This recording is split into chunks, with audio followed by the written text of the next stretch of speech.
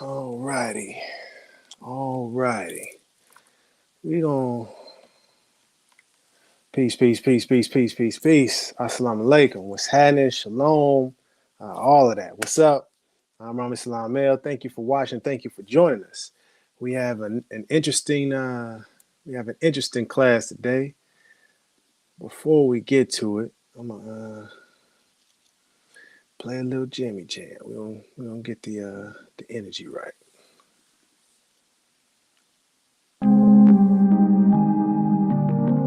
Feels so funny being back on this planet, man. It's been such a long time. I'm coming back from Atlanta, it's just like, hey, oh, hey, hey, yeah, yeah, oh, hey, yeah, yeah. I'm coming back from Atlanta, you see, I was born on Earth, but I'm not from here. Ay, I am from the stars, I'm not talking Boulevard. Oh, no, no. Oh, no, no, no. I say I was born on Earth, but I'm not from here. Yeah, I am from the stars. I'm not talking Boulevard. Oh no no. Hey, you say I am from the sky. I am from the moon side. We was one with our Creator, and then we fell. Oh my God. Oh my God. Oh yes we fell. Yes we fell. Oh yes we fell. Oh my God. Listen up. Ay. And all is mine. All is mine. All is mine. All is mine. You see, we can make a heaven. You know why? We made our hell. Just look around, and can't you tell? Okay, be careful what you think, and be careful how you move, and be careful what you say. You know why? These words are spells. Yeah, they casting spells. But listen well, okay. You see, we are not the body, and we are not the flesh. It's life after death, and this thing right here is just a test to reconnect the holy breath. Okay, I said I was born on Earth, but I'm not from here. Yeah, I am from the stars. I'm not talking Boulevard. Oh no no, I keep telling you I'm not from here. Yeah, you see, I was born on Earth, but I'm not from here. Yeah, I am from the stars. I'm not talking Boulevard. Oh no no. Yeah, see, I am from the sky, the sun of Most High.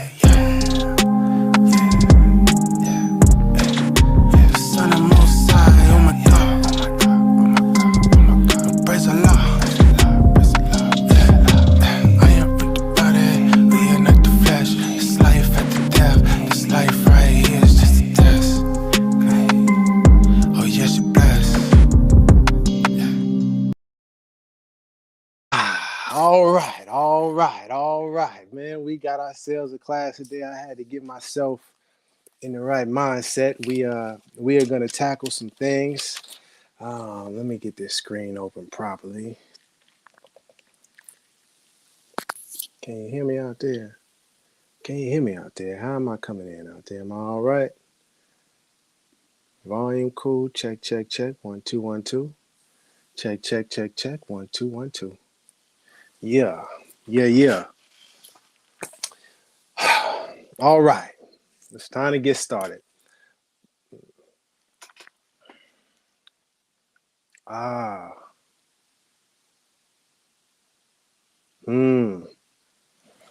Yeah. I appreciate that. Well, let's set the mood properly. Let's make sure we're clear about some things. Peace, peace, peace, peace, peace. I am Rami Salam Mel. I thank you for watching. Thank you for joining us. Today's class is Lamont Maurice Taj tarik Bey, and Moorish sovereign citizens, a warning to all true Moors. What I would like to say first and foremost, this is not no cyberbullying. This isn't trying to harass anyone. In fact, this is actually a lesson for true Moorish Americans and for all American citizens. I wanted to review some information, review some footage and some clips, and just speak about some of the teachings of Noble Drew Ali. You know, so if Lamont Maurice or Taj tarik Bey are available, you know, I would love to have them come on and discuss this with us. There's no intention to attack those individuals or demean those individuals or cyberbully. This is the intention here is to clarify some particular issues as it relates to Moorish Americans, and in particular being associated with what is now known as Moorish sovereign citizens or the sovereign citizen movement. And so to do that, we have to look at some information and we have to get some clarification. We are going to be going over some text today. This one here from Taj tarik Bey, very important. We're going to get to that. We're going to get a little bit into the Circle 7 Quran. And also, for the guests watching, for the people watching, let's please be respectful in our commentary in the chat. We don't have to attack anyone. A wise brother named Yasin Bey said, the measure of a civilization is not how well we agree, but how well we disagree. And so, it is my intention to just present some information and facts and evidence and clarify some things so that other Moorish Americans, and more importantly, the young Moors, the young people coming up and learning about, this Moorish information, do not get caught up in any sort of sovereign citizen activity. All right. And if you have any questions, please drop it in the chat. We will get to that. And then, all right. And so where do we start? Where do we start? I think we'll start with this video here. And really, I have to say that this actually came as a result of someone emailing it to me and saying that this Lamont Maurice L was actually addressing me and speaking towards me indirectly, but he was answering or responding to some of the things that I've been saying and some information that I've been bringing to light. So then when I looked at the clip and I saw it, I said, oh, wow, that's it's interesting. And so I said, I think it would be important for us to review this information and just get some more clarity on the issue. Okay, we're going to bring this on down.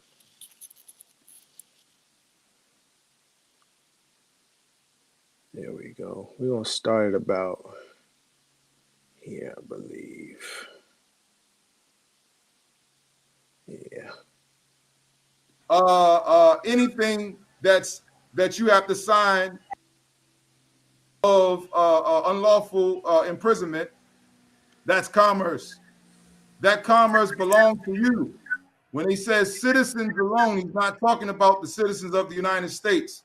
He's talking about a classification. There are several classifications of citizenship. The highest classification is AA. That's the Aboriginal. Thus, you have AA 222141, which is the classification. I meant to say I was going to let it play, but I want us, everyone that's watching, especially the young people, as we go through this, it's very important that we listen very carefully and think critically about what's being said. And don't be afraid or ashamed to say, can you explain that to me? Or can you point me to where that is said, a link, some sort of book, an article, so that you can look it up for yourself and know for yourself.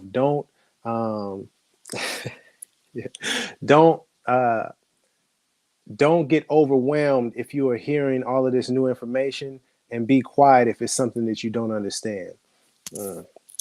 Yes. I'm glad you guys caught that. I'm glad. Let me continue. Of the Aboriginal and Indigenous sovereign Moorish American nationals of the land, not to be construed as sovereign citizens, because there's no such thing. It says, and without your national citizenship by name and principles, you have no true wealth. And I am hereby calling on all. Oh, man. Never mind. Let me just continue. True citizens that stand for a national free government and the enforcement of the Constitution to help me in my great missionary work. Because I need all support from all true American citizens of the United States of America. And the United States is a lowercase u. United States of America. Help me to save my people who have fallen from the constitutional laws of the government. What constitutional laws of the government? The Constitution for the United States of North America, in which our forefathers ordained and established for the United States of America.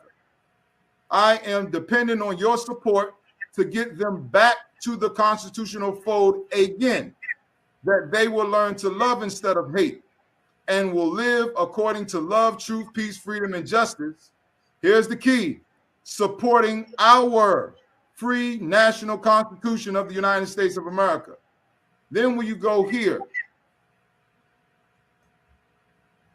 it says, if Italians, Greeks, English, Chinese, Japanese, Turks, and Arabians are forced to proclaim their free national name and religion before the constitutional government of the United States of America, it is no more than right that the law should be enforced upon all other American citizens alike. So that means every issue you declare your nationality, because the first issue of law is status.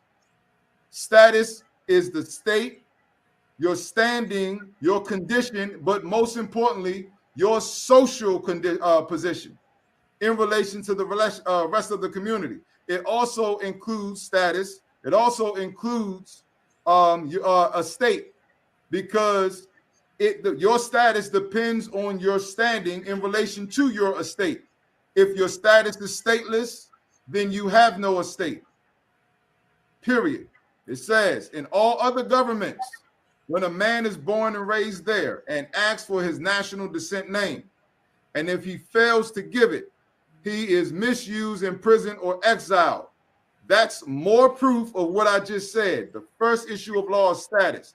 You get a traffic ticket, no different than you get a mortgage statement in the mail.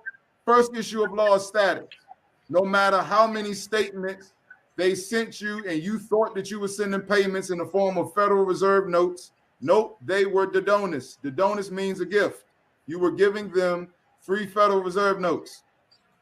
It says, I'll repeat, in all other governments, when a man is born and raised there and asks for his national descent name, and if he fails to give it, he is misused, imprisoned, or exiled. Any group of people that fail to answer up to the constitutional standards of law by name and principles, because to be a citizen of any government, you must claim your national descent name, because they place their trust upon issues and names formed by their forefathers, not issues formed by the legislators of the de facto states. Those are principles that delude to slavery, also called color of law for colored person. Now, Noble Drew Ali, because we're going to clear this up, because a lot of people keep attacking Grand Sheikh Taj Tarik Bey. Is he a Grand Sheikh? What the hell you think?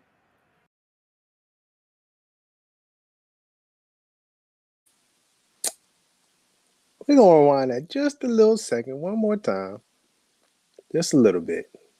A lot of people keep attacking Grand Sheikh Taj Tarik Bey. Is he a Grand Sheikh? What the hell you think?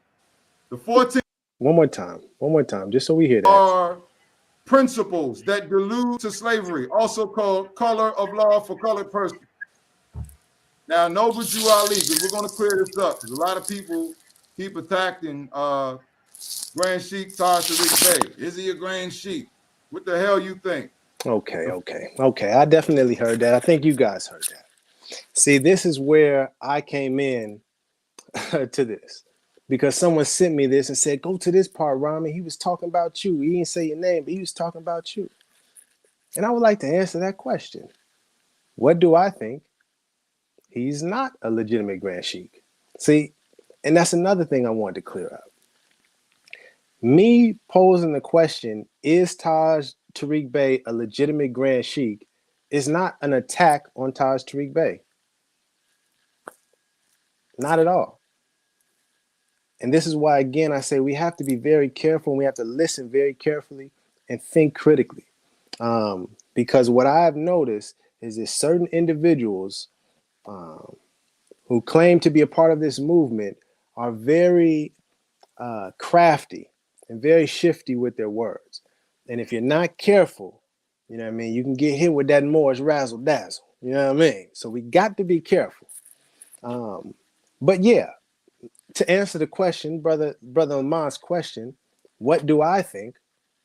Well, based on the evidence, and you can check the video if you want, because I did a whole presentation on it. But based on the evidence and the facts of the matter, he's not a legitimate Grand Sheik.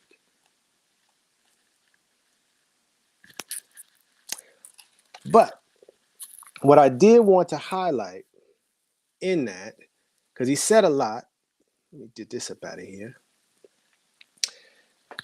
He mentioned the AA 22141, and that was the classification for a Moorish American sovereign national. I would like to pose a question to Lamont, to Taj tarik Bey, to any Moorish American, to anyone watching. Where is that stated by Noble Drew Ali or in any sort of literature of the Moorish Science Temple of America or the Moorish Divine and National Movement? Where is that stated, period? Where did you get that statement from? Just so that we can verify it. Because as far as I know, that AA 22141 number, that is linked and connected to C.M. Bey, who created an organization separate from the Moorish Science Temple of America. It was called the Clock, or is called the Clock of Destiny. And that organization, C.M. Bey said specifically, was created for Black Shriners and Black Eastern Stars, not Moorish Americans, or it's not the Moorish Science Temple of America. And it didn't even say that that organization was for Moorish Americans, the Clock of Destiny. So, you know, for me, just as a matter of clarification, Brother Lamont or Taj tarik Bey, anybody for that matter, could you clarify on where it states that AA 22141 is some sort of classification for, you know, the Moorish American sovereign national person, etc.? Just can you provide the link so that we can see for ourselves, because man knows not by being told. You can't just believe people just because they say it, just because it sounds good. And that's going to be a theme that we revisit as we continue in this discussion.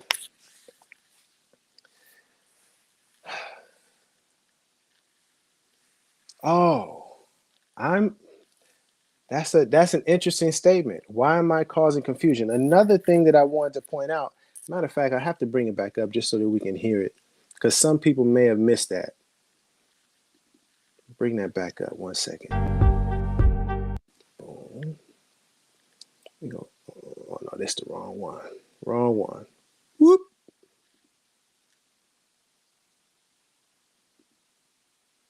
No, that's the right one. Themselves or identify themselves. Is that the right one? Or exile. Yeah, there you go. We're going to get back because he said something very particular that I wanted to highlight. In relation to your estate. If America. Then when you go here, it says a little bit before then. That's the Aboriginal. Thus you have AA 222141, which is the classification of the Aboriginal and Indigenous Sovereign Moorish American nationals of the land. Not the Aboriginal, the Aboriginal Sovereign Moorish American national. Where did Noble Drew Ali ever even use that phrase? Can anyone point me to that? Or can anyone point me to where that phrase even comes from, just as a matter of principle, so I can see for myself? Because as far as I've studied, and I've been studying this for a little over 10 years now, I've never seen that term being used from Noble Drew Ali or in any Moorish literature for that matter. But let me continue, and then I'll get to your point there. Sovereign citizen, because there's no such thing. It says, and without your national citizenship by name and principles, you have no true wealth. And I am hereby calling on all true citizens that stand for a national free government and the enforcement of the Constitution to help me in my great missionary work, because I need all support from all true American citizens of the United States of America. And the United States is a lowercase u. And just for a matter of clarification, I mean, you can see it on the screen. The United States is in lowercase, but I also have the actual Moorish literature that he's reading from. I mean, I can show you. It's kind of difficult to see. Let me check it out here. I definitely highlighted it. Yeah. I need all support from the United States of America. I don't know if you can see that right there. United States, citizens of the United States. That is not in lowercase, just so we're clear. But we're going to continue because it's a particular thing that he uses that's really interesting. United States of America. Help me to save my people who have fallen from the constitutional laws of the government. What constitutional laws of the government? The Constitution for the United States of North America, in which our forefathers ordained and established for the United States of America. That's what I wanted to catch. If you didn't listen, if you didn't hear that, he made a reference to the United States of North America, and then is separate from the United States of America. You know, this person I see in the chat has said I'm causing confusion, but in fact, that seems to be causing confusion because it gives the idea, or it implies, or it's suggesting that there is some sort of difference between a United States of North America and the United States of America. And I've never seen, the United States for North America and the United States of America. But I've never seen the United States for North America ever mentioned in anything Noble Drew Ali said. It's not in the document that he's even reading from. So again, I would say, where is he getting that phrase and that terminology from? Because it's never been used by Noble Drew Ali. You see? So it's just to the person's point in the chat that's saying causing confusion. And I think this is a good time to actually highlight that. And then we'll continue, especially on this holy day. We're going to go ahead and just share this part. Chrome tab, bam. So we're going to do this, and we're going to come down to the Divine Constitution and bylaws for the Moorish Science Temple of America. So these are laws that Moorish Americans follow. And if you see on Act 5, let me bring that screen a little bigger so y'all can see that. Whoop. And on Act 5, bam, right there, it says this organization of the Moorish Science Temple of America is not to cause any confusion or to overthrow the laws and constitution of the said government, but to obey hereby. Again, this organization of the Moorish Science Temple of America, and just by the fact that Moorish Americans have to follow this divine constitution, that means us, Moorish Americans, are not to cause confusion or to overthrow the laws and constitution of the said government, but to obey hereby.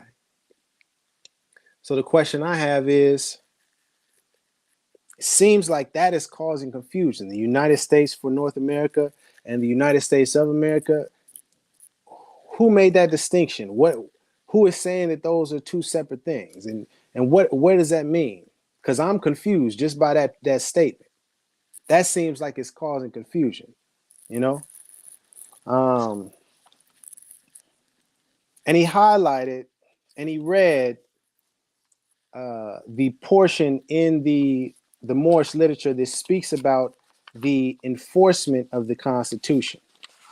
And we're going to get there.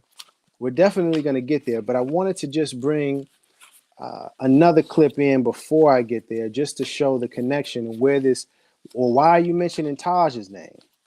And that's because that whole idea of Moors are to enforce the Constitution. That whole idea seems to stem from, at least from the evidence and all the facts that I've seen and presented, it seems to have stemmed from Taj Tarik Bey himself.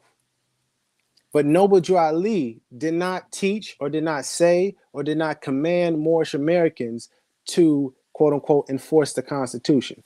But I don't want you to believe me. Again, I would like to present the information.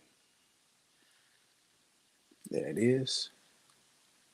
Do this. Then we're going to bring this all the way down to 3 and change. Bam. Consular venue. Islam. Is that not what has been happening? But let's look at what's been happening even today.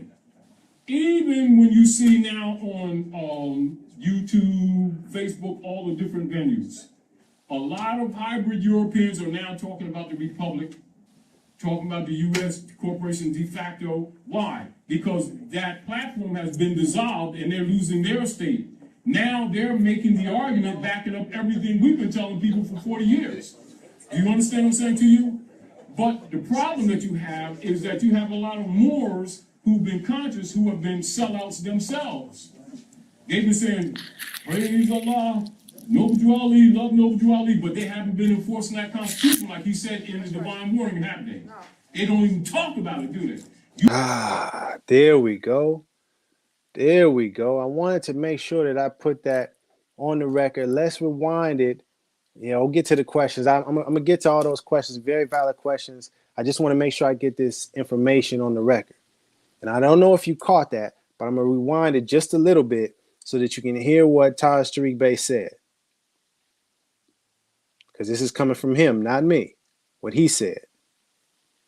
On YouTube, Facebook, all the different venues, a lot of hybrid Europeans are now talking about the Republic, talking about the U.S. corporation de facto. Why? Because that platform has been dissolved and they're losing their state. Now they're making the argument, backing up everything we've been telling people for 40 years. Do you understand what I'm saying to you? But the problem that you have is that you have a lot of Moors who've been conscious, who have been sellouts themselves. They've been saying, praise Allah, Noble Drew Ali, love Noble Drew Ali, but they haven't been enforcing that Constitution like he said in the Divine Warning, have they? Now let's just put aside the mocking of praise Allah and honors to Noble Drew Ali. Let's just put that to a side for a moment and pay attention to what he said. The Moors are not enforcing the Constitution as Noble Drew Ali told them in the Divine Warning. This is what Taj tarik Bey said himself. And with that, let me pull this up just so you can see it. Yeah, matter of fact, that's perfect. And this is something that all of the people watching right now, I would love for you to do this on your own time, and you can verify. That way you can verify for yourself. There we go. Boom. Now, this right here, what you can see on the screen is a website for the Moorish literature that includes the divine warning by the prophet for the nations that Taj tarik Bey is referring to.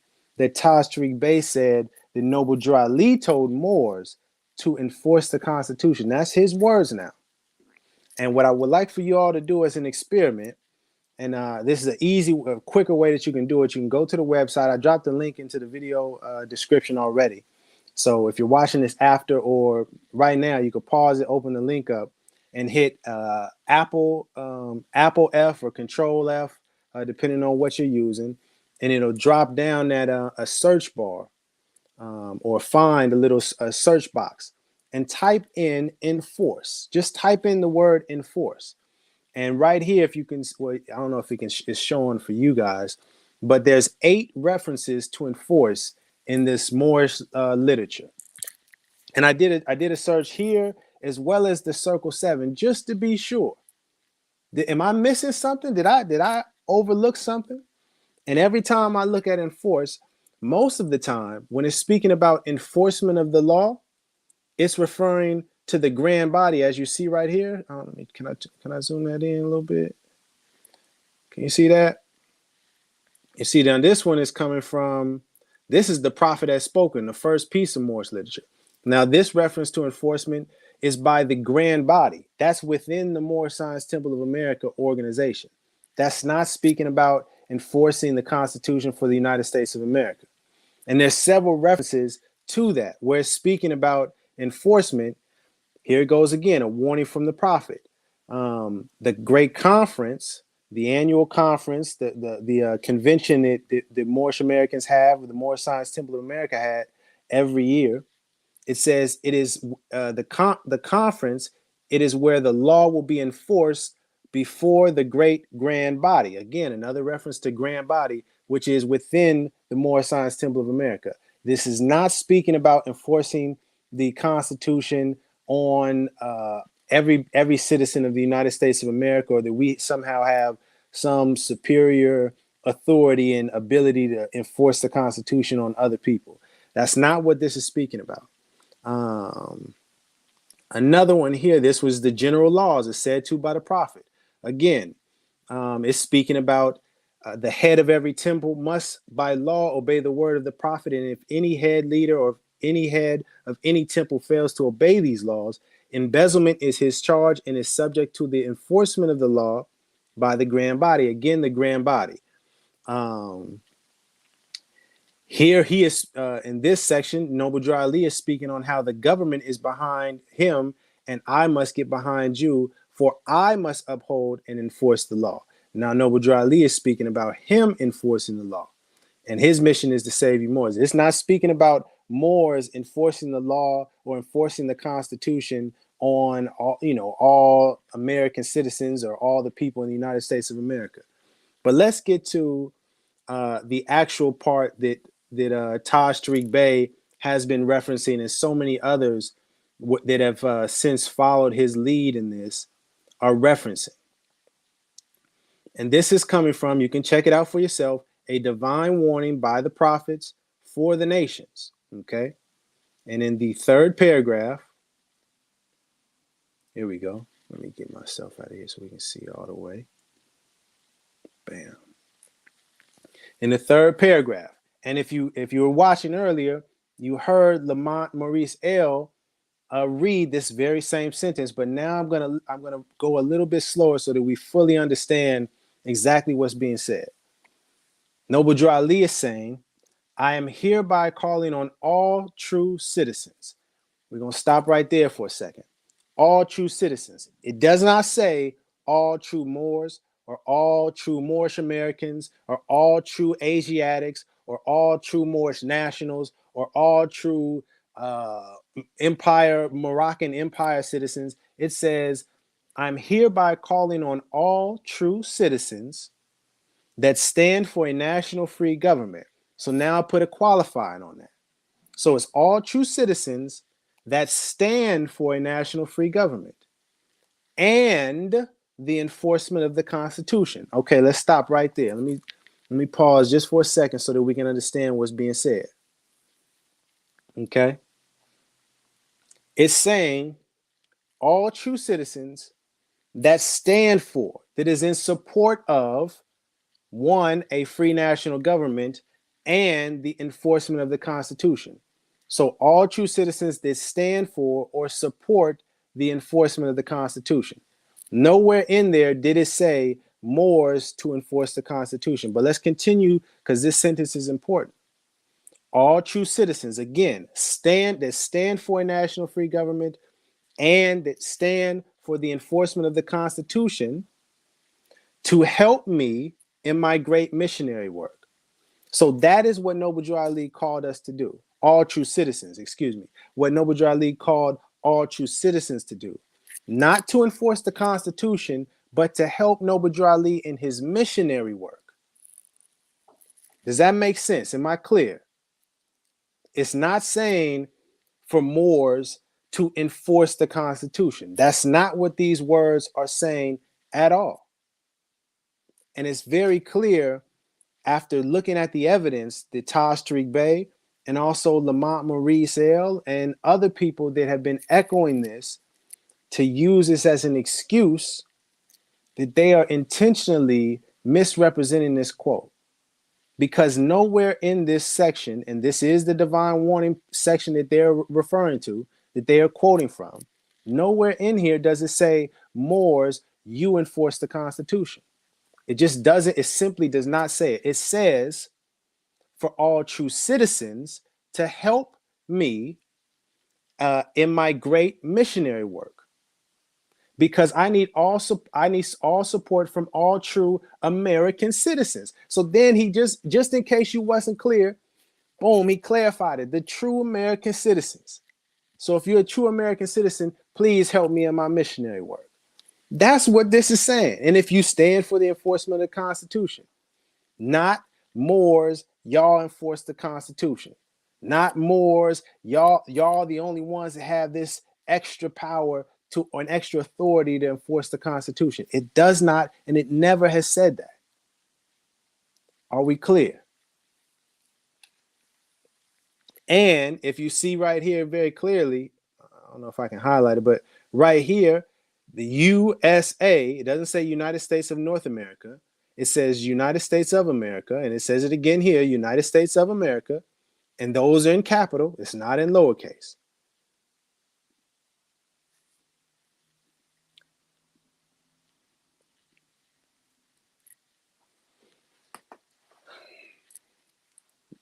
No.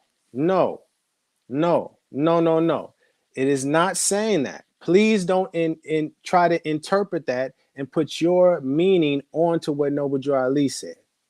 And just to add one more layer to this, I want to know, has anyone claiming that more somehow have some power to enforce the Constitution because it was speaking about law? Has anyone even just took a moment to look up, just do a Google search, who enforces the Constitution? Has anyone done that? Maybe we should do it right now. What do you say? We're gonna go to the fan favorite.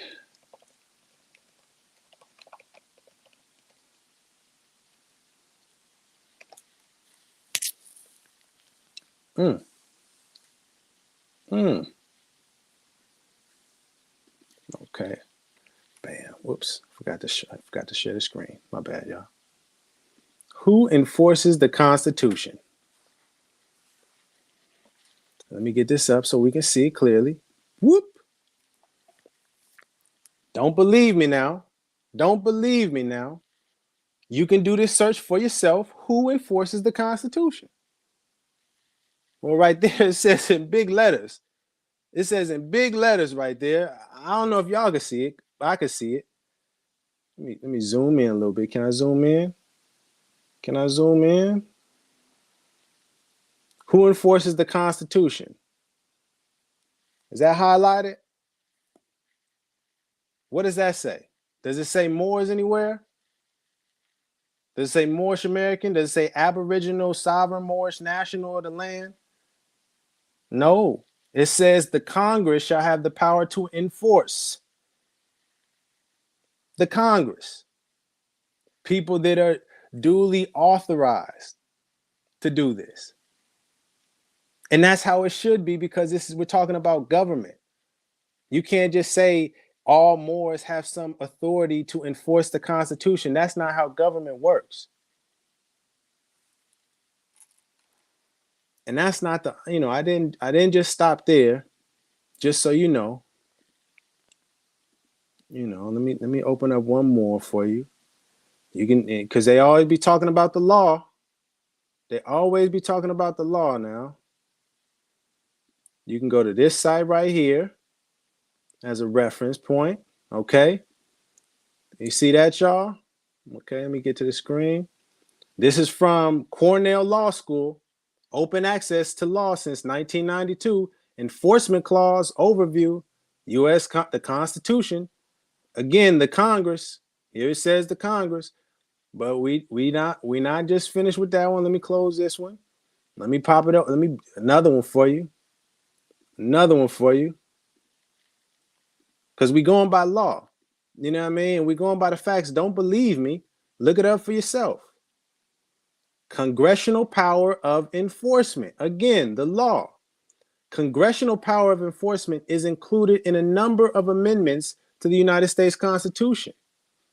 The language Congress shall have the power to enforce this article by appropriate legislation is used with slight variations in amendments. That is 8, Amendment 9, Amendment 8, Amendment 14, Amendment 15, Amendment 19, Amendment 23, Amendment 24, and Amendment 26. Okay? And this is on Wikipedia now. It didn't take me long to look this up. I just did a little searching. So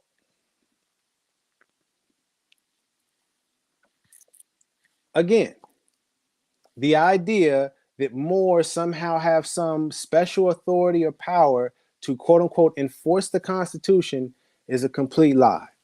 It's also a lie to say that Noble Drew Ali taught us or informed us or commanded us or instructed us or asked us or even suggested us to enforce the Constitution. That is also a lie.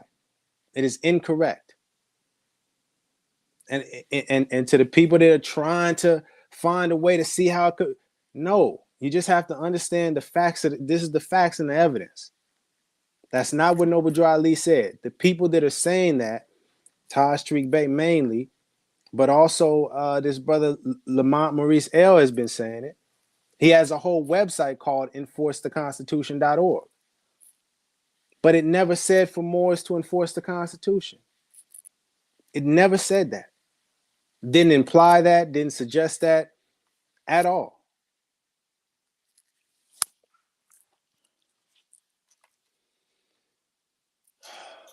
All right, so that was, and the reason I wanted to make sure that I made that connection is because as I'm starting to study this, a little more closely and listen very carefully, I'm seeing that a lot of the issues that have happened and a lot of the things that Moorish Americans and true Moors are now being the perception of Moors and the characterization of Moors and people's ideas of what this whole thing is about has been completely misunderstood and taken off the tracks and onto this whole other thing, which is what is now known as Moorish sovereign citizens. That's where all of this stems from, all of those activities. And, it's just a fact, Lamont Maurice L ended up going to prison. You know what I mean? But let me, I don't want to just say it. You know what I mean? I don't want to just talk about it. But it's important. And actually, before I get to that, no, actually, let me get to that video. Because this is the connection again to Taj tarik Bey. And it's unfortunate that, that this is the case, but we have to be honest. You know what I mean? We can't keep lying to ourselves and pretending that this is not what it is when, it is what it is. And this is no disrespect to Taj tarik Bey. This is no disrespect to Lamont Maurice L. I'm hoping that, I was hoping that one of them would maybe jump into the chat and say, I'm here. I would like to discuss this with you so we can have a more transparent conversation. But in any rate, if they do see this, I hope they'll think about this, reflect on the information, and consider, hopefully, making a video, a public statement, a public video, apologizing and understanding, hey, we made some mistakes. This is not what it says. We are incorrect, But let me get back to the actual video here because this is important. This is at the 15-minute mark.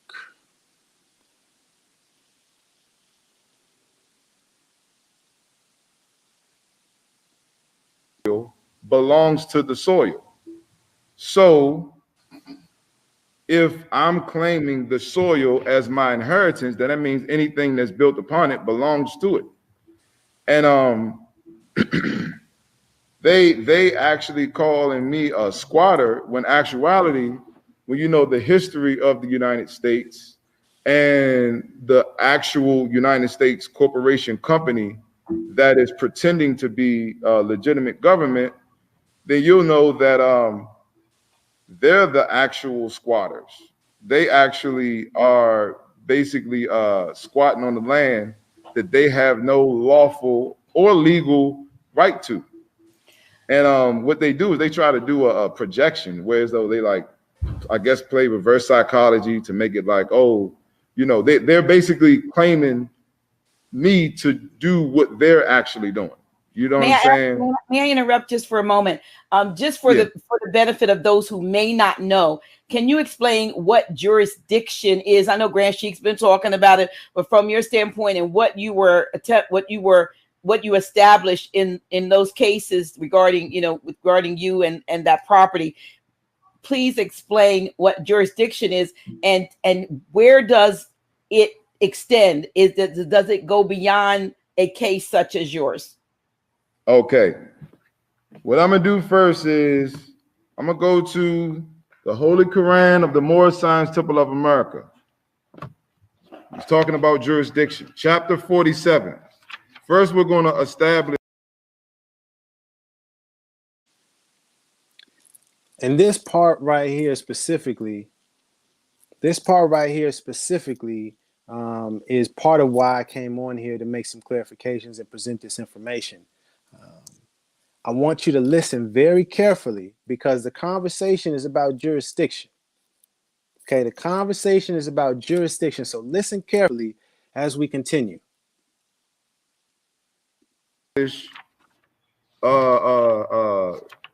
boundaries of the Moroccan Empire, the jurisdiction, the dominions, right? Chapter 47, Egypt, the capital empire of the Dominion of Africa, starting at verse 6 to verse 7.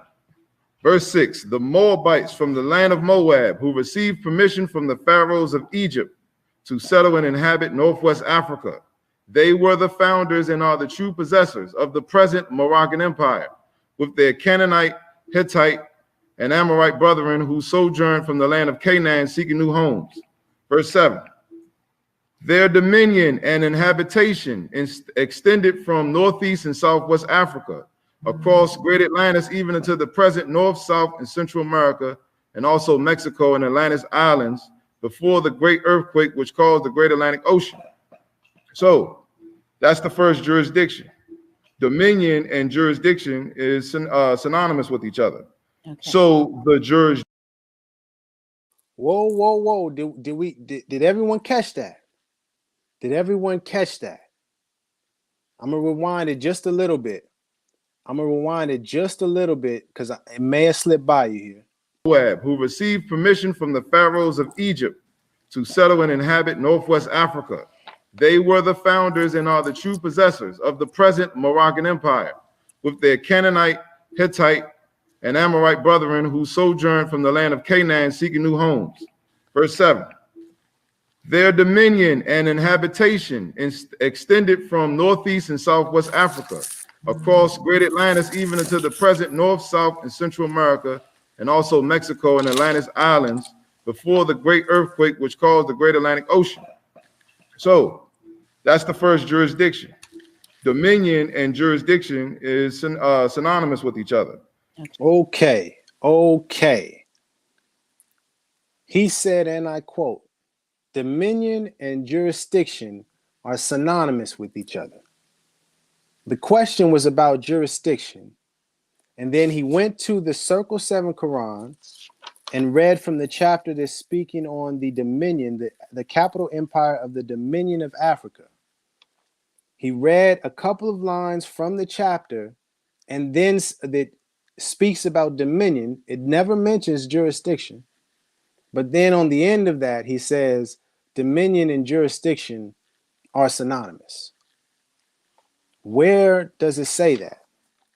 Maybe you're thinking, it says it in the law dictionary, Rami. Well, we have that Black's Law Dictionary 4th edition. And I just so happen to have looked up dominion and jurisdiction. Dominion is on page 573, ownership or right to property or perfect or complete property or ownership, title to an article of property which arises from the power of disposition and the right of claiming it. Sovereignty or lordship as a dominion of seas. It doesn't say jurisdiction in the definition of dominion, but I said, well, let me just double check. We'll go to jurisdiction, which is on page 991. And jurisdiction says the word is a term of large and comprehensive import and embraces every kind of judicial action. It is the authority by which courts and judicial officers take cognizance of and decide cases. The legal right by which judges exercise their authority. It exists when court has cognizance of class of cases involved, proper parties are present, and a point to be decided is within issues. It doesn't say dominion. So where did he get this idea that dominion and jurisdiction are synonymous? In particular, as we're speaking about law, because Taj tarik Bey and Lamont Maurice they give off this impression as if they are these astute and well-studied, law, knowledge of the law kind of people, and they can cite this treaty and that treaty, and they know this law and constitution. Well, help break it down for me. Where does it say dominion is synonymous with jurisdiction? It doesn't. And I have another question for you. You know what I mean? All true Moors, anybody watching, where did Noble Drew Ali ever challenge the jurisdiction of the United States of America? Can someone please show me any evidence of Noble Drew Ali ever saying that the United States or any sort of state government, local government, does not have jurisdiction? Can anyone even show me where Noble Drew Ali mentions or says the word jurisdiction? Anyone?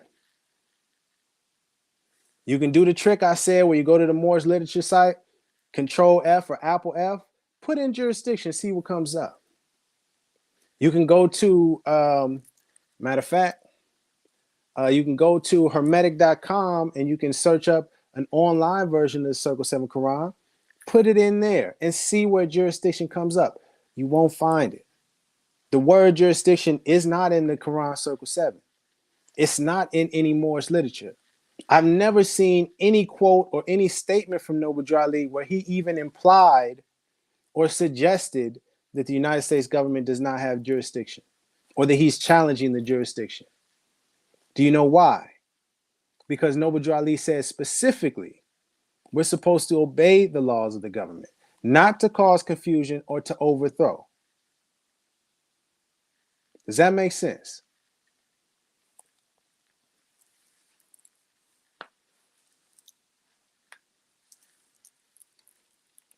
Does anyone please, if you have any sort of citation where you can put in the chat a link, just state where it is, what page, something. Can you give us something where Noble Drew Ali mentioned jurisdiction? Not your interpretation and said, oh, well, he's talking about the, because that chapter is speaking about ancient times. And we can't try to make it seem like because our ancient ancestors were inhabiting all of this land thousands of years ago, that now in the present, we somehow have rulership or we have superior authority and no government has jurisdiction over us. That's just simply, that makes no sense, with all due respect, But what I did notice, and I got to praise Allah because it wasn't even me. It wasn't even me. This just kind of popped up to me. And this is again where Taj tarik Bey is connected in with this situation. Lamont Maurice, you know what I mean? And we'll get to a little more in a second. But here is a book from Taj tarik Bey. And this is a book where he was using the Moorish Holy Temple of Science name as well as the MST of A, the Moorish Science Temple of America. And he mixed it in with his own private organization, the Moors Order of the Round Table, okay, by Taj tarik Bey. And this was printed by R.V. Bey Publications. So that's how R.V. Bey is connected. You see that right there? Changing the literature. Okay. And then if you go into this book, gotta praise Allah for this, because I just stumbled onto this. It just, be guiding you sometimes. On page 20, it has a section which speaks on jurisdiction. Can I read it for y'all? Would it be okay for me to read it for y'all? It says, personam jurisdiction. In personam jurisdiction is the jurisdiction of the person and involves the power to subject a person or parties in a particular class of cases, and that power to render decisions or judgments in such cases. In personam jurisdiction simply means jurisdiction over a person. Being a Moorish American citizen of the land, the federal administrative courts lack natural jurisdiction to adjudicate any matters involving you. You are a sovereign, and the legislative statutes used by the federal and state governments to persecute ignorant individuals do not apply to you, nor were they ever intended to apply to you, the natural person. Did everyone hear that? Did everyone hear that key word that started with an S? Let me read that sentence. Let me read that last part again. Being a Moorish American, and this is Taj tarik Bey, okay, Taj tarik Bey's word, not Rami, and not Noble Drew Ali. Taj tarik Bey states, being a Moorish American citizen of the land, the federal administrative courts lack natural jurisdiction to adjudicate any matters involving you. You are a sovereign. Just so you can see, I can put it on the record. Can y'all see that? Moorish American citizen. See that of the land? You are a sovereign, and the legislative statutes used by the federal and state governments to persecute ignorant individuals do not apply to you. This is, by definition, that Moorish sovereign citizen activity or ideology. This idea that somehow Moors are sovereign and that the United States government or state governments don't have jurisdiction over you. This is exactly why people that are pushing that narrative and echoing that ideology that comes from Taj tarik Bey, not from Noble Drew Ali, this ideology is what gets people identified and labeled and classified as Moors or sovereign citizens. This is where it comes from.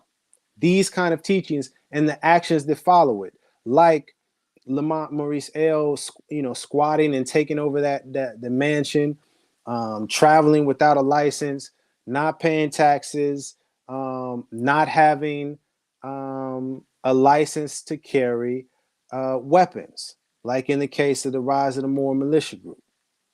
It's all connected. It's all connected. Excuse me.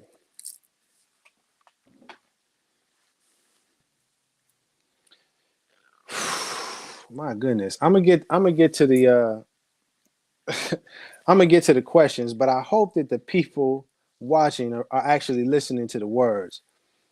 Let me show the connection. That's what I want to do, and I'm gonna hurry up and get up out of here. Well, I'm gonna answer the questions and then get up out of here. But I want to show the connection to the connection between this Lamont Maurice L and Jamal.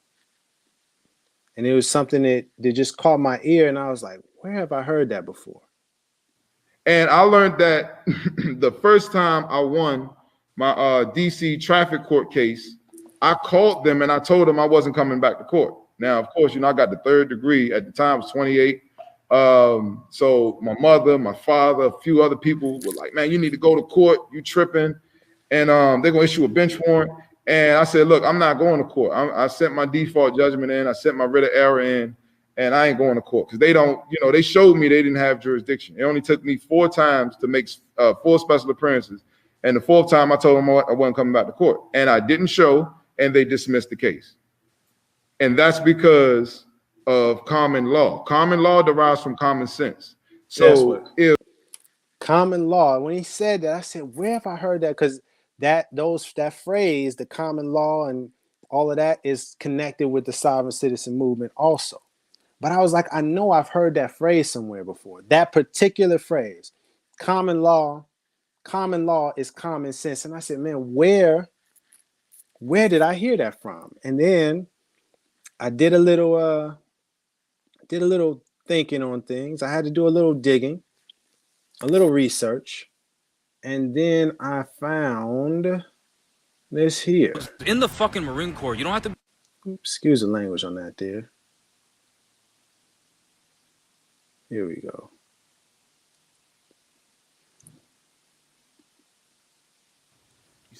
And this again is coming before Jamal and the Rise of the Moorish militia group got arrested. This is before this footage is before that happened. So we need to invoke the common law because the common law is based on common sense. That one more time, I don't know, I might have been speaking.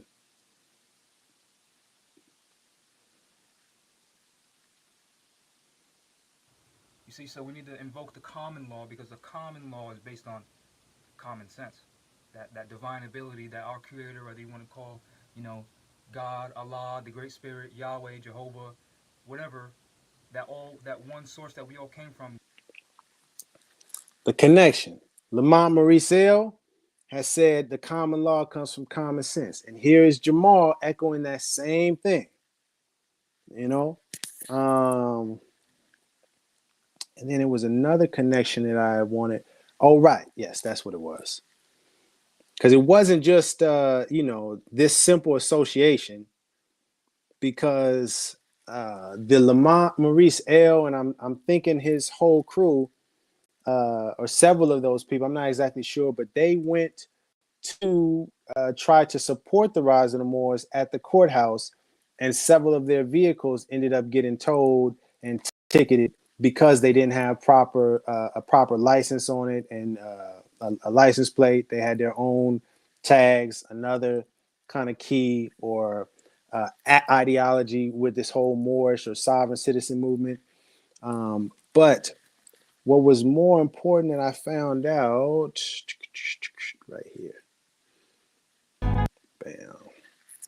And then this was really interesting to me because this whole video happened shortly after Jamal and them got arrested. And I found this explanation to be really interesting. Consular jurisdiction.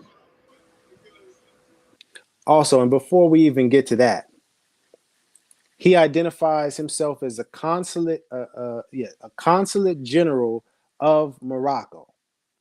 Again, I would like to ask Lamont Maurice or Taj Tarik Bey or any of their supporters, where did Noble Drew Ali ever speak about establishing a consulate of Morocco or a position called the Consulate General of Morocco? Does anyone have any reference to where Noble Drew Ali ever was speaking on creating something like that? Because as far as all the studying and evidence and the research that I've done, I've never seen him mention or speak about any sort of creating a consulate or consulate generals or referring to the consulate of Morocco in any way. And this goes to, again, the problem that is happening with the Moorish Science Temple of America and the Moorish Divine and National Movement, and that there's a whole slew of people that are taking some of Noble Drew Ali's teachings and then creating their own spin-off organization and injecting their own beliefs and ideology into it. And we have to be very careful of that.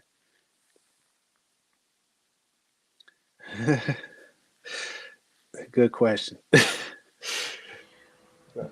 Well, Let's the listen same. carefully. This one got another here.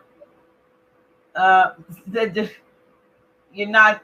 That's not what you said. But I want to put this up here because enforce the Constitution does not have to Oh, vote.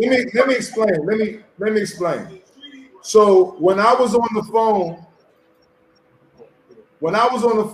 with the lieutenant, with 2 to 3 lieutenants, between the hours of, who was it? I want to say 3 o'clock in the morning, all the way till maybe around 9. And I was speaking to them about consular notification and access. Basically the consular notification requirements that they have to uphold to put themselves in alignment with treaty obligations. None of them argued with me. None of them said that I was wrong. They actually was contacting my phone to speak to me in regards to Jamal. Now, if this was any other case, especially a case in which a Moore is dealing with a acting administrative clerk in a venue called the court, and another Moore comes and tries to speak on his behalf, that administrative clerk is going to tell you you can't speak to him. So is the policy enforcer. You can't speak for him. So is the policy enforcer. The policy enforcer is going to tell you you have nothing to do with this incident, so we don't have to talk to you. All 3 of them talked to me. All 3 lieutenants talked to me. Now, it wasn't until Jamal announced them as officers so many times, and I tried to let him know, listen, brother, you got to stop calling them officer. The last lieutenant that I spoke with, he was the one that was saying to me, yeah, just tell them, Jamal and everyone else, to come back, just come out the car and step back to us so that we can talk to them. And I said, well, you have to have a search warrant. You don't have a search warrant. You're violating their privacy rights. And they said, no, we don't need a search warrant. Know why they said they didn't need a search warrant? They didn't say it before. Know why they said that? Because he was calling them officer. That's a study. It's not I'm not condemning Jamal, and I'm not saying that we abandoned Jamal. No, we didn't. It was out of naivety or whatever it was that Jamal called them officer. When you call them officer, you consent to their jurisdiction. There we go with that jurisdiction again.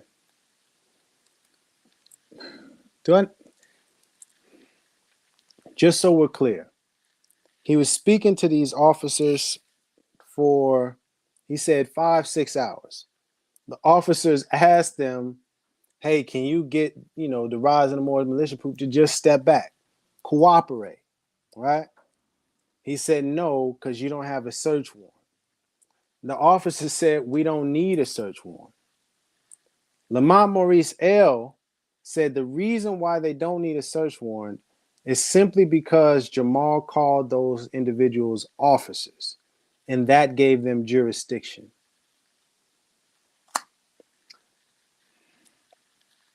No, that's just simply not true. The reason why they didn't need a search warrant is because when the police pulled up on the Rise of the Moor militia group, they came to the police officers with the guns, wearing the guns on their person. They did not have that, and it was not just any gun, it was AR-15 strapped on their body. That type of gun is illegal in Massachusetts. So that right there was enough for a search warrant. Just on a very common sense, basic level of understanding. You don't need to go to law school to understand that. Not to mention everything that happened subsequently after that. The fact that they admitted, out their own mouth, the Rise of the Moorish militia group, Jamal himself admitted that they don't have driver's license or a license to carry those firearms.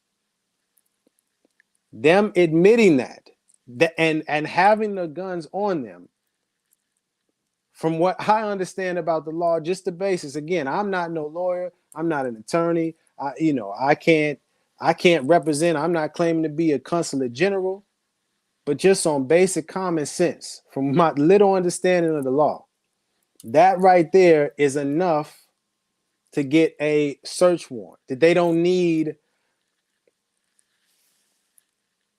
that whole jurisdiction thing is just not. It doesn't make any sense, man. But again, I just wanted to show that video to show the connection between Lamont Maurice, the rise of the Moor militia group, this idea of jurisdiction that comes from Taj tarik Bey, and how that's all connected. And also this idea of enforcing the Constitution. Again, Taj tarik Bey, Lamont Maurice, rise of the Moor Jamal, they all been echoing this, and it all comes as linked back to Taj tarik Bey. Unfortunately, you know what I mean? But it is what it is, you know.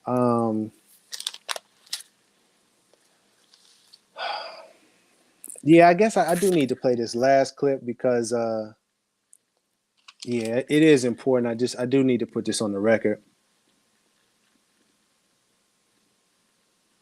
Admission is 100. Hey, come on, man. And now again, I'm not trying to say I know all the law like that, but I just, you know, I don't watch enough shows. I done seen a couple, you know what I mean? It's just some common sense things. But the clip that I wanted to go to.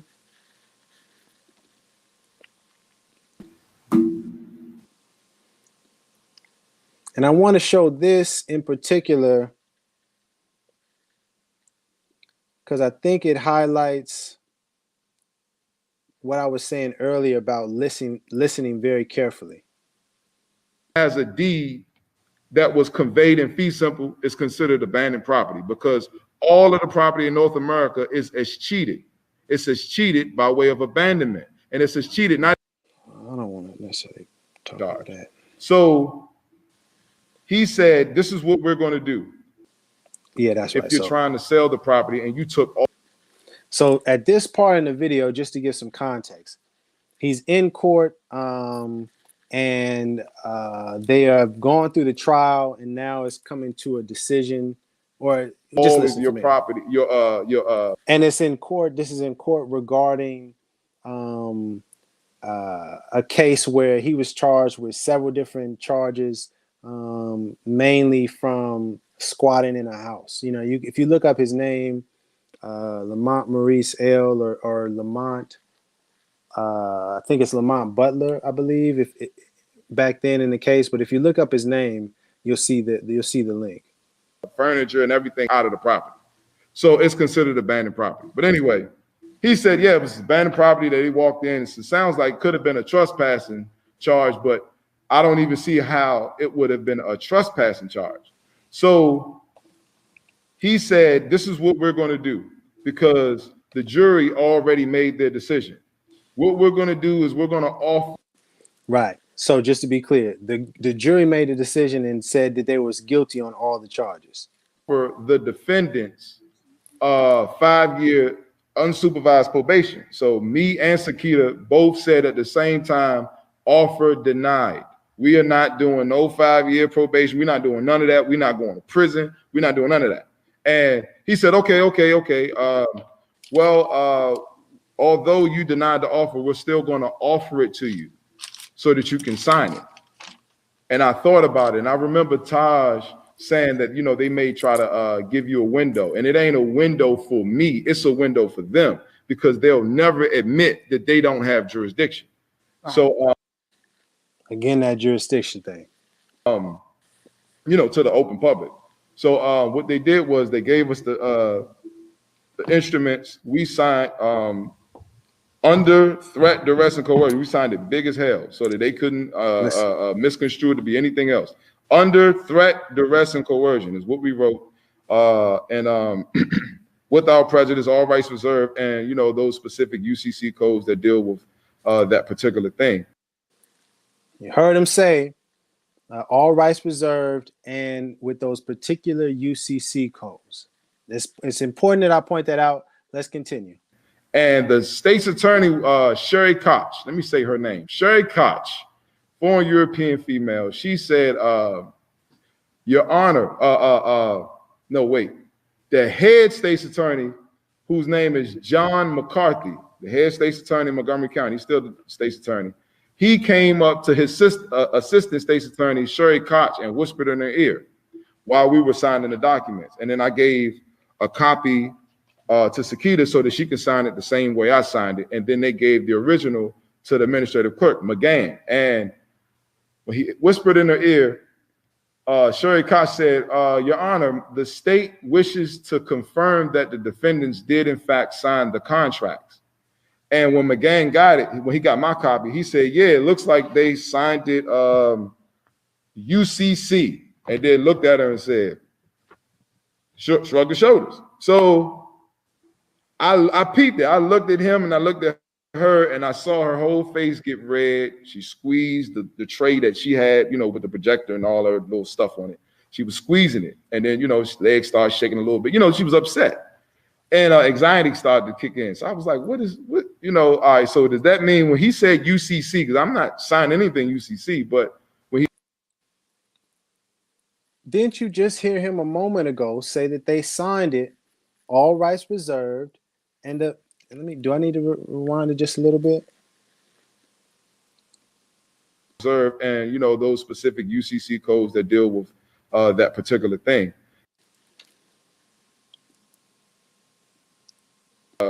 Misconstrued to be anything else. Under threat, duress, and coercion is what we wrote. Without prejudice, all rights reserved, and, you know, those specific UCC codes that deal with that particular thing. Did y'all catch that? He said, he admitted himself that they signed UCC, and then several moments later said, nah, I didn't sign anything UCC. Well, which one is it, brother? Did you put UCC on the paperwork or did you not do it? Because you just admitted that you did and that you didn't. It's kind of confusing, no? Am I the only one that caught that? Anyone else hear that? This was something else that, again, I just found a bit odd. And this is he's speaking about another situation where he helped some other family take over a home, and the police got called on them, and the people in that home called Lamont Maurice to come aid and assist them. So then he goes over to their location, and he gets hemmed in with the whole situation. This is the context. I'm not claiming this property, but this is their property, and they're demanding that you all have a warrant. Me and Sakita are simply witnesses, and we are friends with these people. They're Moors just like us. You know, as far as citizenship is concerned. Now you need a warrant. They end up surrounding us, and the white shirts, the supervisors, they were on the scene, the lieutenants, the captains, and all of that. They huddled around a car while all of the peons surrounded us, and they told us that we could not leave. And I was like, wait, now you're detaining us. You need a arrest warrant. This is an arrest. They was like, no, you're not an arrest. You're just being detained. Like, I'm stupid, and the word detained don't mean arrest. Yes, yeah. You know what I'm saying? So I was like, okay, everyone, anybody got a pen and paper? So one of the brothers pulled out a pen and paper. I said, brother, walk around and get everybody's badge number. Listen, you know, the name and their badge number. All of the policy enforcers started to put their hand over their badge. So I was like, okay, so y'all are doing something.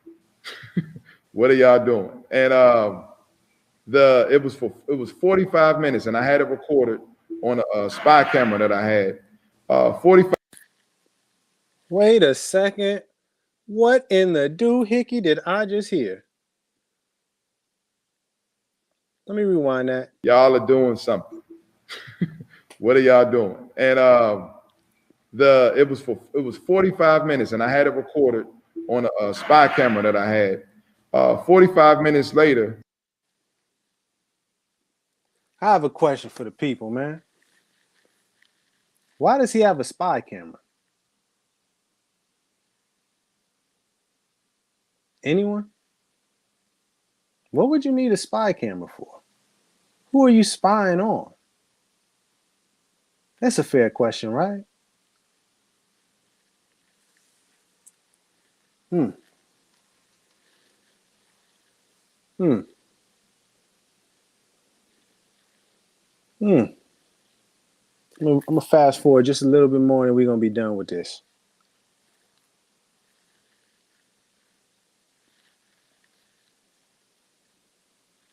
Recognized it, but instead of releasing me, they transferred me all brothers to get a certified copy of it and send it to the commissioner for the Department of Public Safety, basically for the prison. And they put me in segregation because they didn't know if it was real or not. And they thought that I actually had somebody copy and paste, file stamp, and true test copy on the document until they found out, oh, it was really a release order. And he signed as a judge. They was like, look, man, the case manager came down, was like, look, I've been working here for over 20 years and I ain't never seen no prisoner sign his own release order, and the courts recognized it. But instead of releasing me, they transferred me all the way out Eastern Shore, where I had to sit a whole nother year. So just for context, so we understand what was just said. After they were sentenced, he had to spend 5 years in prison.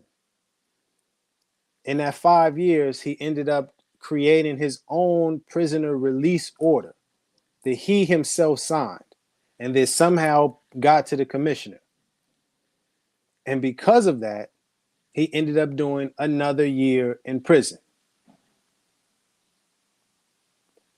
And he was informed that they've never seen any prisoner sign their own release form.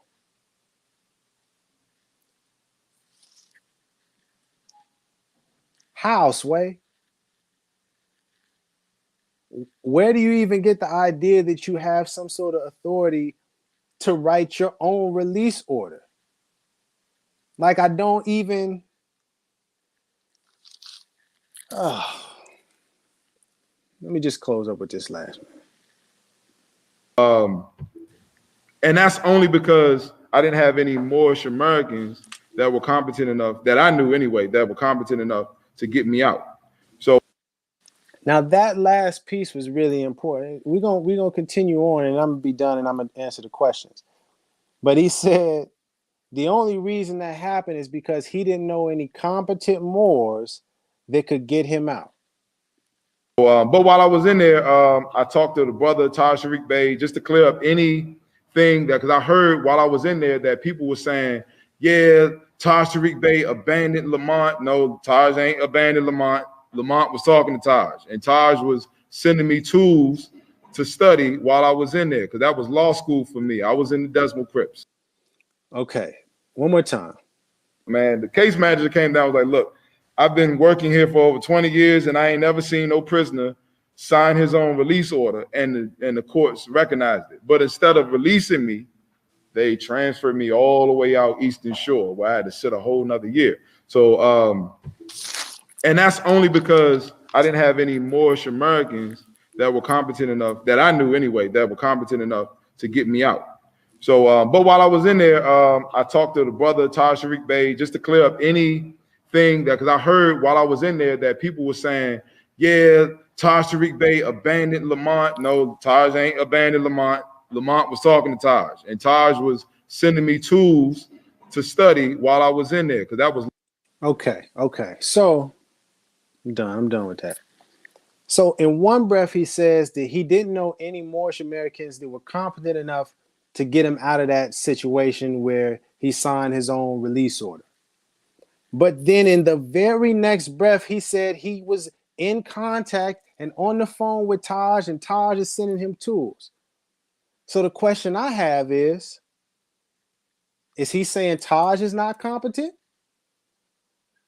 And if Taj is competent, why didn't Taj get him out? That's for Lamont Maurice, for Taj Tarik Bey, for everybody watching. That's a simple question. He said he did not know any Moorish Americans that were competent enough to help him.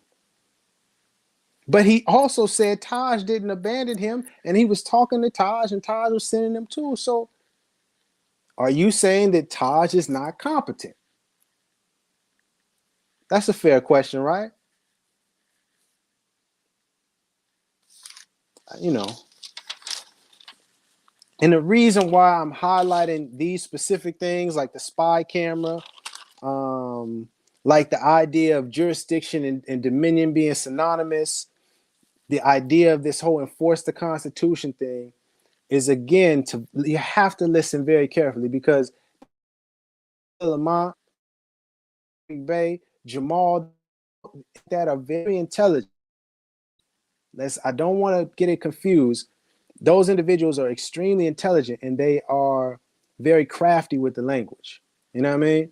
And if you're not listening carefully, if you're not listening very carefully to everything that's said, you can get hit with that Moorish razzle dazzle.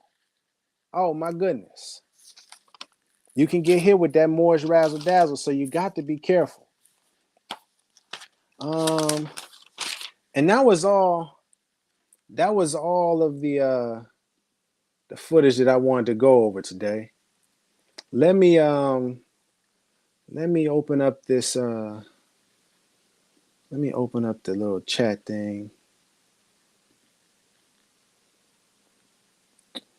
Any more questions? I'm gonna try to go back to the top and answer any questions. Is there anything that was confusing? You know what I mean? And just to summarize, this is a warning to all true Moors. Please, and Moorish Americans, please do not follow the teachings of Taj Tarik Bey or Lamont Maurice L. or Jamal and the Rise of the Moor Militia Group. Please follow the teachings of Noble Drew Ali. If you're calling yourself a Moorish American, you know what I mean, and you represent yourself as a Moorish American, study the teachings of Noble Drew Ali and follow what he said. Because what he said is that we are supposed to obey the laws of the government, that we are not to cause confusion or to overthrow. No. That the Moor Science Temple of America was created to help make us better citizens. Yes, this is what he said, and not citizens of the Empire of Morocco or the Empire of Mexum, or citizens of the Great Seal West, or citizens of the Moorish Order of the Round Table. No. Citizens, American citizens of the United States of America. This is what Noble Drew Ali said. So, any questions that I didn't catch earlier?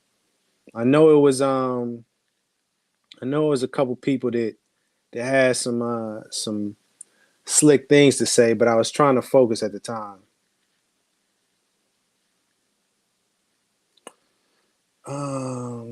Let me see here. Yeah. Peace, Orthodox Moor, King Moab, New Moor Order, what's happening, Swindle, El Amin, Abdul Rahman, Spirit Alchemy Channel. We are to have a free national constitution, Spirit Alchemy Channel.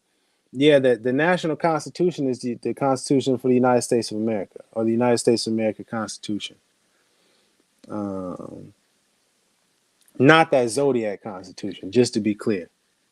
That Zodiac Constitution is for CMB and Black Shriners and Black Eastern Stars. Okay.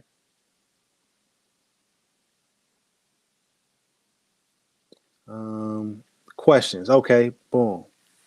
Yes. I appreciate the question, Orthodox Moor. Do we enforce the Constitution by casting a national ballot, as was said in the same divine warning? Yes, sir. In fact, Noble Drew Ali did. Matter of fact, and I'm gonna pull it up. You know, because man knows not by being told. Let me pull it up. Let me pull that up. Let me just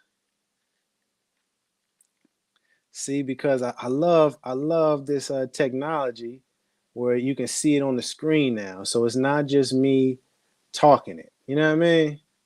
Let me just hit this real quick. I appreciate that question. Share the screen real quick. Bam. Okay. Now this, what you're looking at, is again back to that Moorish literature, the one that Lamont Maurice and Taj tarik Bey, and you know, they are aware of this.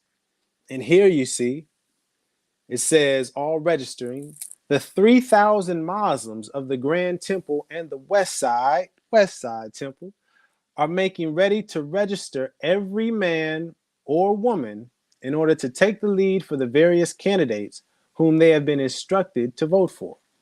Alderman Lewis B. Anderson, Honorable George W. Blackwell, Honorable Oscar DePriest, Honorable H. Jackson, all working through their regular Republican organizations, of which the Honorable Daniel M. Jackson is our matchless leader, all know the whole situation and have their own way and time to give the order to go.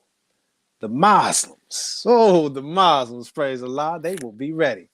Now, why did I show that? It is to confirm what the brother, the Orthodox Moor, said, that Noble Drew Ali was getting us ready to vote within the United States of America. And might I say, this was in 1928, before all the civil rights movement. Now, we got to think about that and how significant that is. He said thousands, all right, thousands of Muslims was ready. That's a very powerful statement if you really understand what was going on in the context of that time. And that is actually how this government works. We vote people in to be our representatives. And then they go represent, and that's how it's supposed to operate.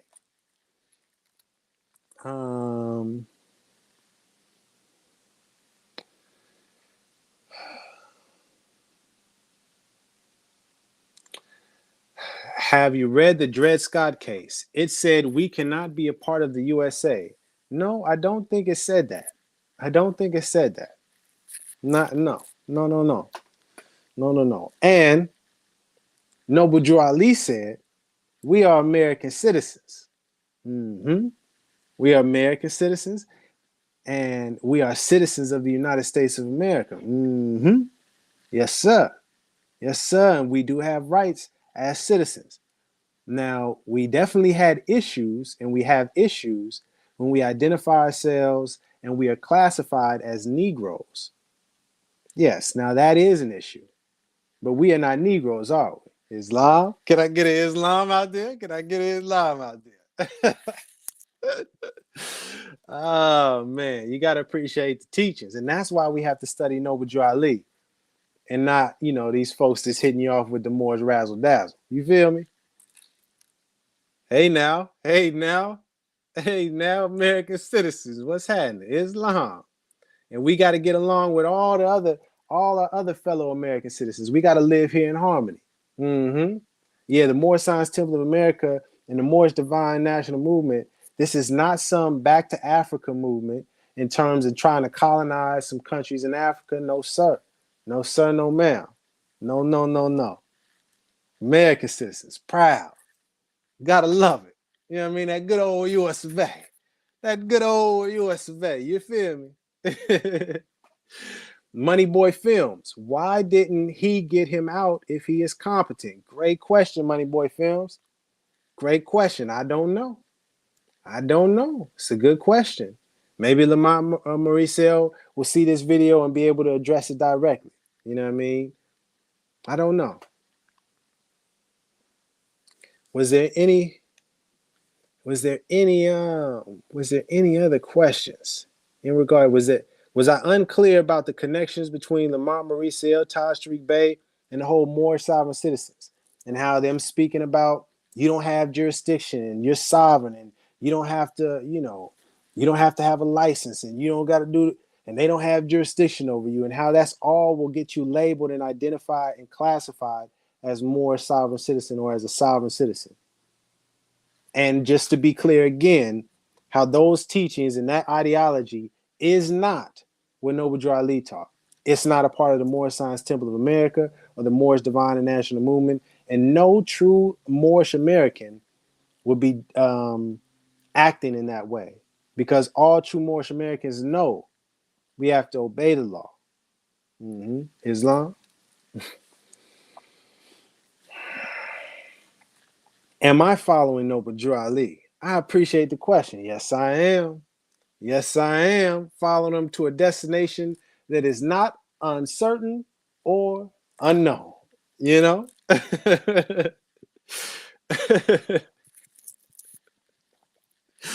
Oh man. One seeking of self-knowledge. The people enforce the Constitution. It's very clear. One seeking self-knowledge that you haven't been seeking correct knowledge, because that is incorrect. With all due respect, it's just not the people just enforce. So any people, just people, the people, they could just enforce it. Come on, man. Oh, uh-oh. Money Boy Films. Uh-oh. Well, I don't like to accuse people. I don't know what Money Boy Films is into. But I know what True Moorish Americans is into, and what True Moorish Americans is not about. And True Moorish Americans are not sovereign citizens that have nothing to do with any sort of sovereign citizen activity. Islam.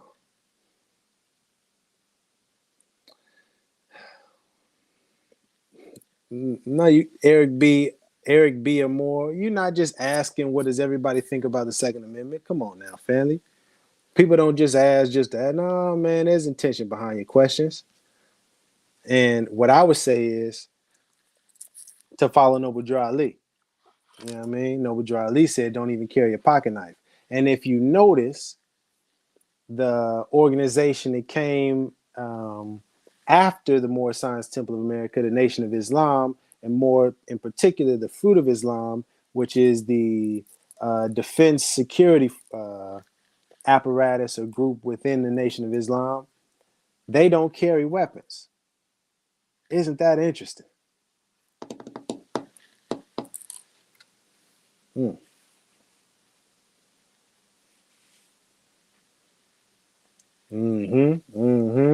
Swindle, Google Moorish American in New Jersey, Homeland Security.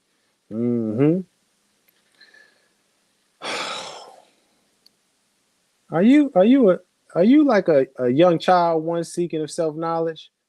We know you scared. You a scaredy cat. Really? Come on, man. What are we?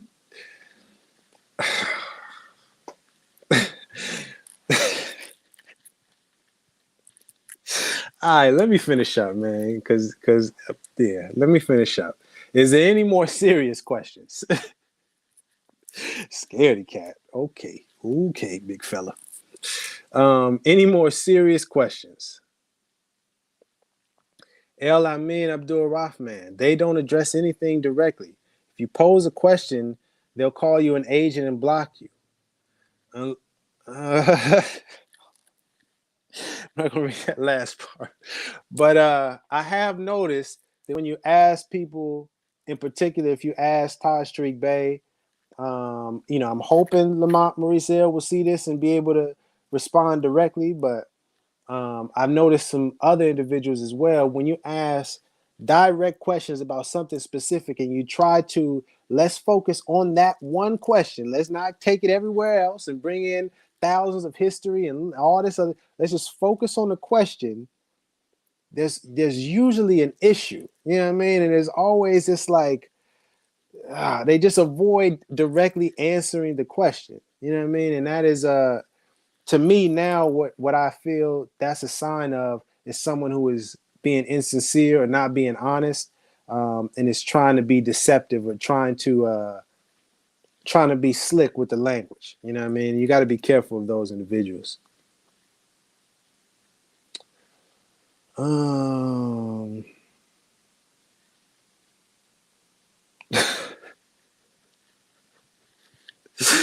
Oh man, this dude is okay now. Okay, all right, buddy. All right, man. Now, I just asked for you to be respectful, man. You can't start using that language. You know what I mean? I had to put you on timeout. Mr. Scaredy Cat had to get put on timeout, man. But jokes aside, man, and if you see me in any more lives, I don't have a problem with people disagreeing, or saying that they don't feel how I feel, or they don't see things the way I see things. My only thing that I keep emphasizing is just be respectful in how you express yourself.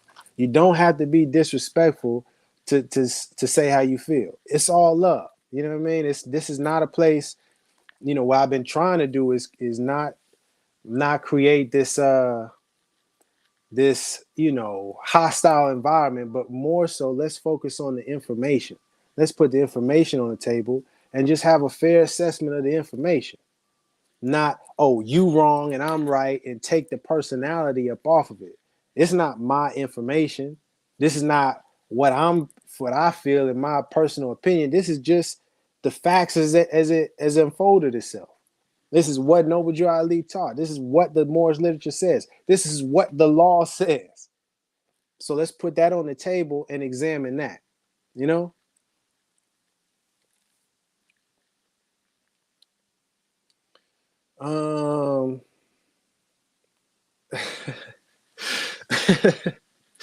Just saw the rise of the Moorish surrender with guns and Taj doctrine. That handshake. Put that handshake out.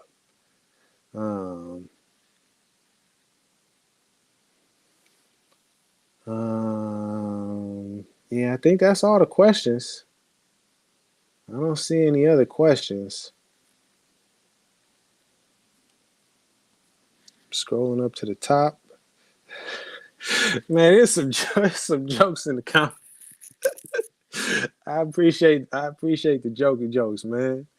You kind of got to laugh at some of this, man. Take all the seriousness off of it sometimes, even though it is a really serious topic. And let me say this also, because the serious part of this is I'm really understanding that, it's been some people that have messaged me and contacted me privately and expressed to me, how they have ended up in jail or their children taken away, or just different things has happened as a result of following, these teachings from Taj Tarik Bey and, the Zodiac Constitution and things like that. And it's become really clear to me, and also just how many people are getting scammed out of, money. And it's clear to me that there's thousands of Moorish Americans, there's thousands of brothers and sisters, probably tens of thousands over these years that have been injured and been harmed as a result of following these the teachings of Taj tarik Bey. And that's no joking matter. That's not nothing to laugh at. That aspect of it is something that I don't really like at all. And so, part of this is to help clarify things so that more people won't get injured following those individuals, because that is a serious thing, you know what I mean? And it's it's not good.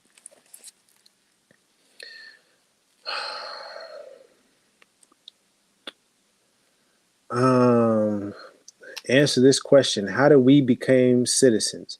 Well, I wouldn't know how everyone, I can't answer that question for everyone because I don't know everyone's story or background, or, I don't even know who you are for that matter.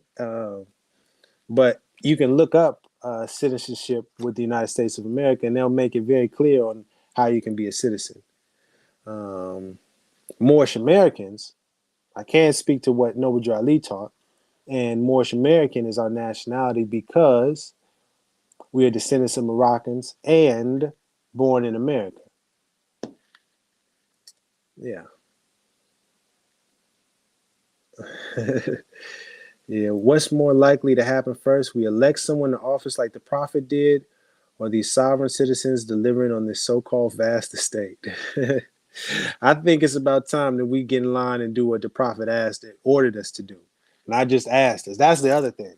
Noble Drew Ali wasn't really saying, hey, y'all, I got this idea. I think y'all might want to follow it if you feel like, you know what I mean? If you don't, hey, whatever. No, Noble Drew Ali was clear, like, y'all need to follow what I say. Y'all need to follow these laws. And if you don't want to respect it, that's cool. Just take off the fez and the turban and the button and go that way.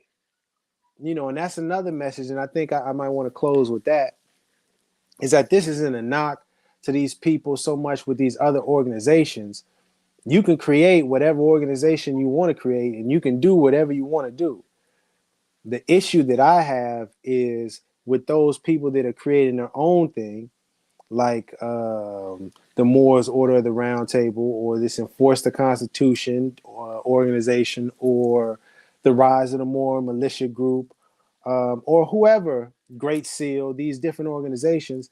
My only thing is, don't identify yourself as a Grand Sheikh or a Moorish American and use the Circle 7 Quran and the teachings of Noble Drew Ali to support whatever ideology you're trying to push, because that causes confusion. And it gets people on the outside, European brothers and sisters, and just people in general, it gets them looking at all Moorish Americans as if they are a part of what you're doing. And that's not the case. You know what I mean? And that's getting people injured and harmed. And it's just not right. You know what I mean? So do what you do, just do it over there. You know what I mean? Respectfully. Respectfully.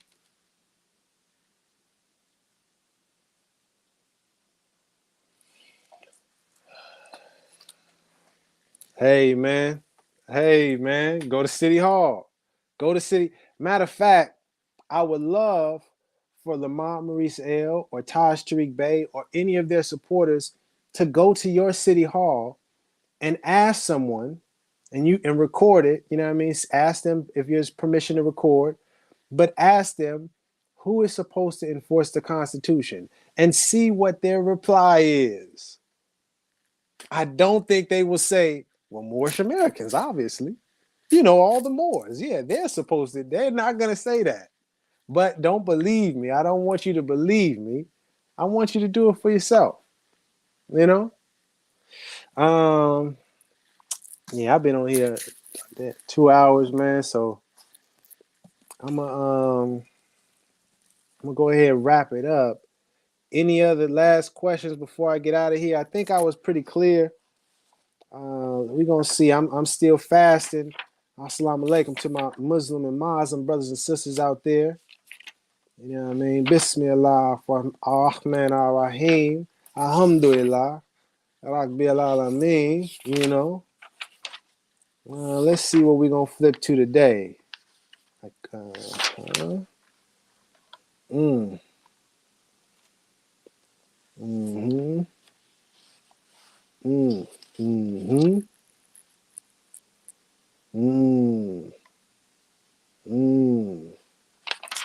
Okay, we're gonna find something. We're gonna find something today to read and then get up out of here. I was trying to wait, see if there's any other questions. Oh, and if you was wondering, I know it's probably gonna be some people that say, oh, Rami, he trying to talk all that stuff. He ain't even got his fez on. My bad.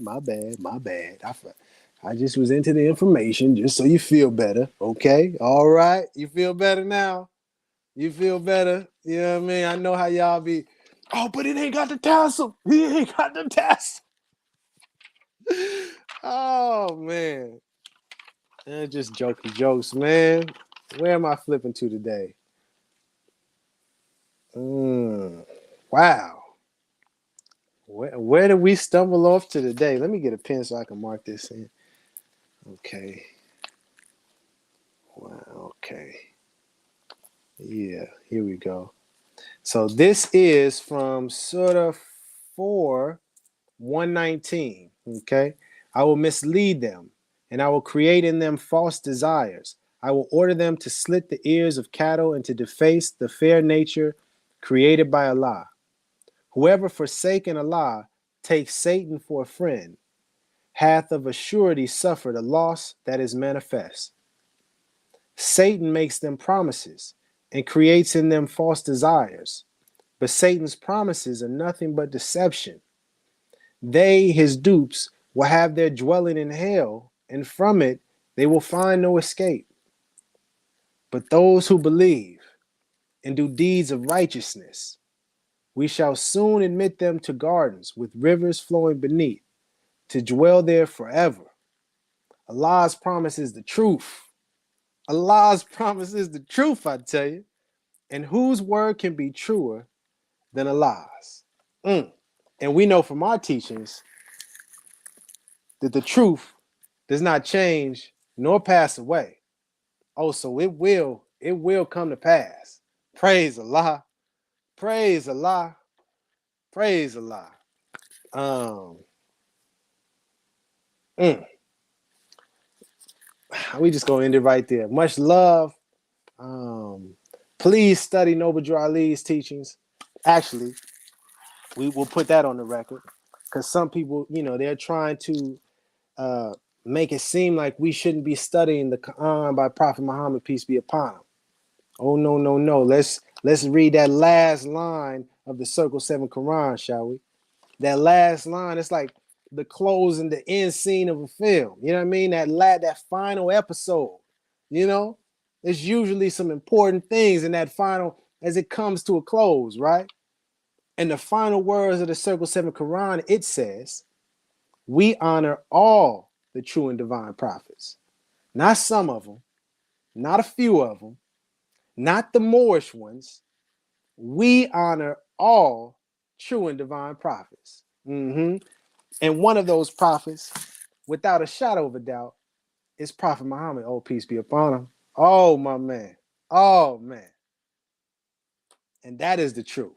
You feel me? Much love to you. Study Noble Drew Ali. Study Prophet Muhammad, peace be upon him. Study Jesus or Isa, peace be upon him.